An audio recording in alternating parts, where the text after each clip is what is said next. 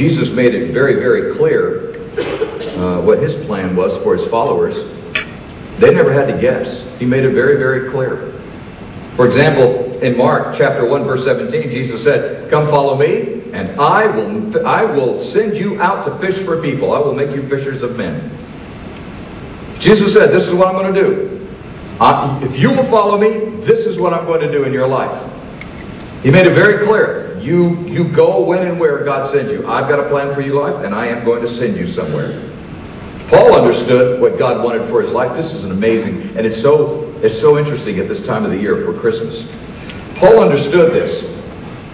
In Acts 22, verse 21, listen to what Paul said. "The Lord said to me, 'Go, I will send you far away to the Gentiles.'" Now remember, Paul was a trained Jewish leader. He was a spiritual leader of the Jews, one of the spiritual leaders of the Jews. He was a teacher. He was considered one of the great leaders within the Jewish kingdom by the Jews themselves. He had a high position of authority until he became a Christian. And for him to say, "Wow, I know that God's doing something different in my life. I'm Jewish, but He's going to send me to the Gentiles," that would have been blasphemous. You know, to the Pharisees and to the Sanhedrin, they would have gone, "What? What Jew is going to go and minister to the Gentiles? They're Gentiles." There was a reason that they used the word dogs when they referred to Gentiles. Because to them, they were despicable. They hated them.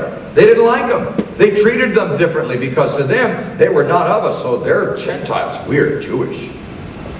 And so for Paul to say something like this, that God has said to me, "I'm going to send you far away to the Gentiles," they must have looked at him and scratched their heads. But you see, Paul knew how incredibly amazing and important that calling was. Why? Because he knew the Scriptures. He knew that Isaiah, we're studying Isaiah in our worship service that David McAlpin is leading us through right now, in Whispers of Christmas. And in that study in Isaiah, and particularly in chapter 42, Paul knew that Isaiah prophesied something about the kingdom of the coming Messiah. And this is what he said in Isaiah 42:6. "I, the Lord, have called you to righteousness. I will take hold of your hand. I will keep you and will make you to be a covenant for the people and a light for the Gentiles." When the Messiah came, it would be the mark of a ministry to the Gentiles. The Jews had trouble with that. But Paul understood it. The Messiah had come, and his life would never be the same. And in fact, it would completely change his ministry. Whereas before he had been operating and ministering to the Jews, now all of a sudden his ministry now was going to be to the Gentiles. Listen and watch for God's leading and where He's going to send you, because it'll blow your mind.